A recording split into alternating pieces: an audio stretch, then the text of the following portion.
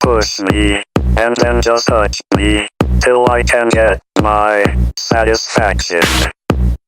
Push me, and then just touch me, till I can get my satisfaction. Satisfaction. Satisfaction. Satisfaction.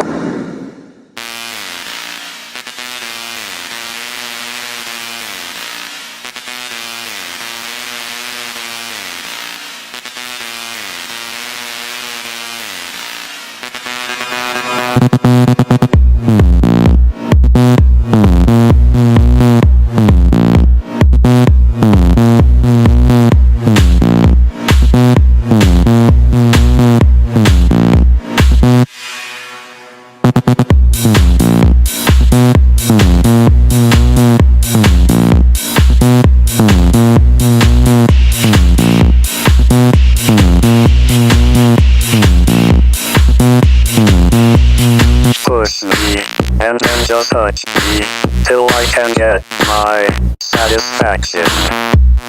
Push me, and then just touch me, till I can get my satisfaction.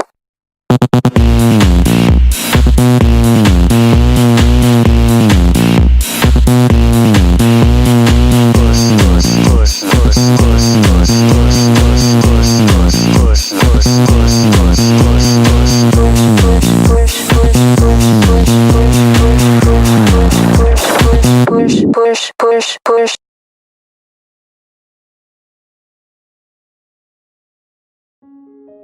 The first step was when he started making inappropriate comments, like little joking comments and like putting his arm around you and things like that. And then he would make comments about like your boob size, and like he was like, "Oh, Allie, yeah, grab my arm. Come on, I'm gonna take you in the back and bend you over. I'll show you what's going on." So it was like when his comments got a little vulgar, but then when he started to like physically touch me, like he physically reached out, grabbed my arm and pulled me with all his weight. Then I was like, wow, no, that's not okay. But Allie says no one else at the store seemed to think that the manager was doing anything inappropriate. But it was always like we were reassured.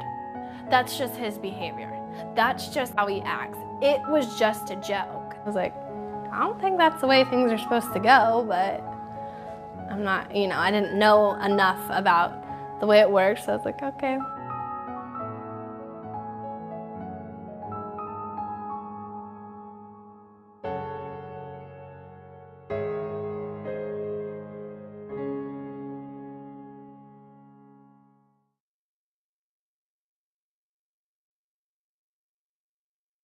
We're running down the stairs. He yelled down the stairwell and he was like, "Hey, privates," and the battle buddy in front of me was down a step where she couldn't see him.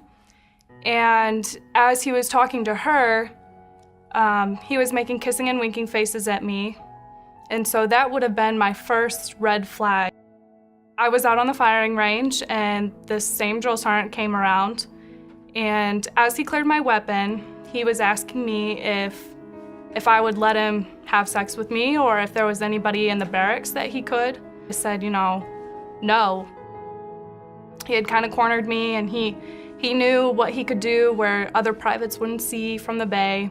After the assault had happened, I had ran out and I was looking for a battle buddy to go over to the other bay because I knew I needed to tell somebody. And I was crying hysterically, and everybody was so worried about what they were doing, they didn't really stop and pay attention to me, like what had just happened, or ask me what was going on.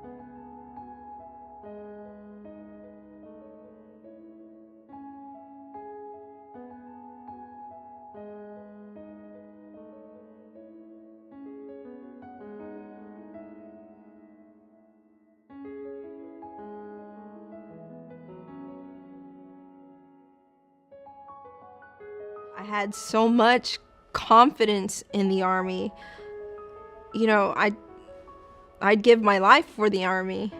Even though my perpetrator did this to me, like, I knew he was gonna get in trouble. Like, I knew it because the Army is gonna take care of their own. I came with so much confidence that he was gonna get in trouble. For one, they had the confession. Two, they had DNA evidence.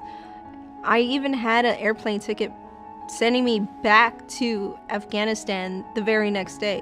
I for sure thought it was gonna be something where he got in trouble.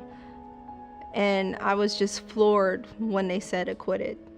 You know, all my trust and confidence in the Army, I just felt, so betrayed, And to even see all the rear detachment people that were in there starting to high-five him, how could I be a part of this kind of army,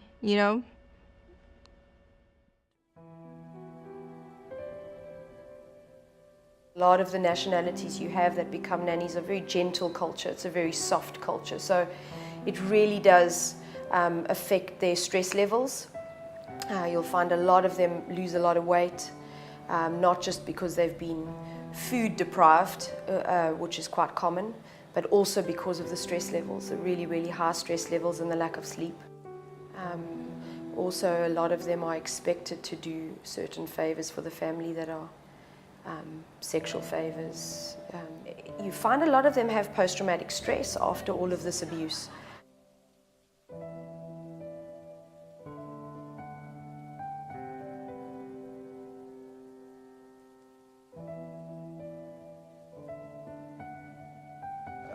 This is a very serious problem.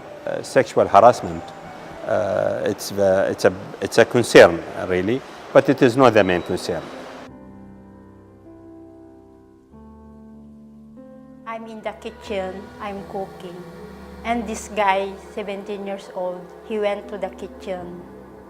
Suddenly, he hugged me so tight. Then when I keep moving like this, he will go and hold my two hands like this. He want to pull my pants. Then after that, he pulled me very strong to go in my room. And he did a sex to me, my front in my back. Third time, he was raped me. I'm in the kitchen, drink water. Suddenly, he go to the kitchen, hug me again tight.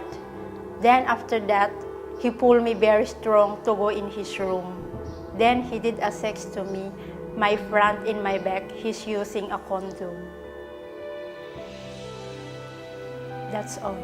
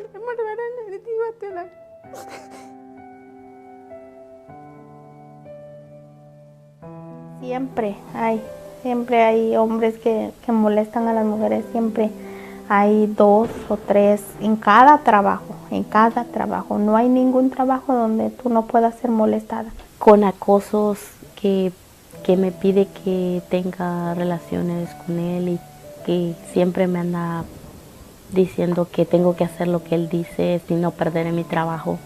Hundreds of thousands of farm worker women and girls in the U.S. today who are working in the fields and packing houses, growing the food that Americans eat, face a serious and significant risk of sexual violence and harassment at work.